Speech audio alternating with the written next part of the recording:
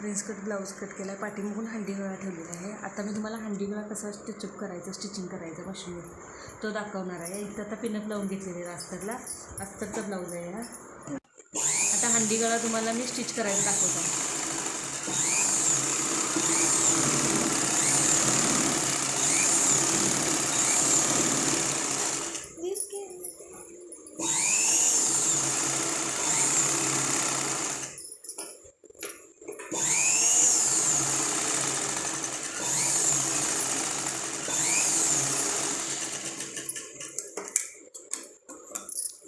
आता हा हंडी गळा स्टिच करून झालेला आहे.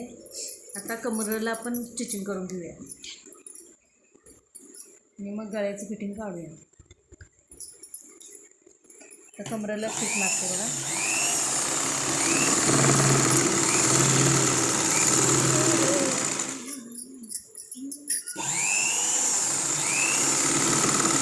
साईजचा आहे बॅक नेक पार्ट हा स्टिच करत आहे तो मी. साईज 38 साईज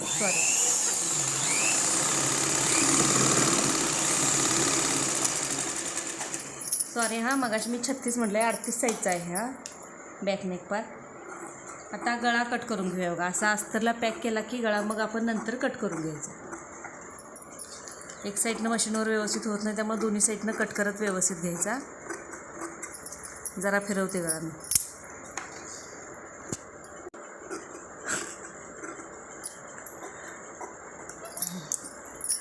असा गळा कट झालेला आहे. आता काय करायचं, ह्याला छोटे छोटे कट देऊन घ्यायचे. असे छोटे कट देऊन घ्यायचे म्हणजे गळा फिनिशिंगमध्ये चांगला येतोय. आपण ज्यावेळी वरून दाब टीप मारतोय त्यावेळेला थोड्या थोड्या अंतरावर कटिंग करून घ्यायचं असं छोटे छोटे कट करून. आता आपण काय करूया, ह्या पिनअप लावलेल्या आहेत ह्या काढूया. नका गळा पलटवून घ्यायचा. गळा पलटवून घेऊया.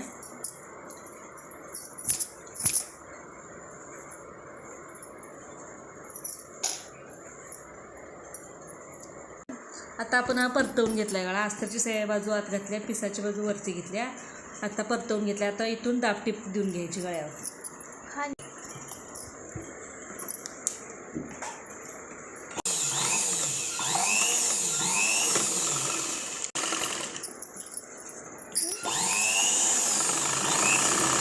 हा बघा मी स्टिच करत आहे हंडी गळा. असे दाब टिप देऊन घ्यायची गळ्याला. अशी दाब टीप देऊन घ्यायची गळ्याला.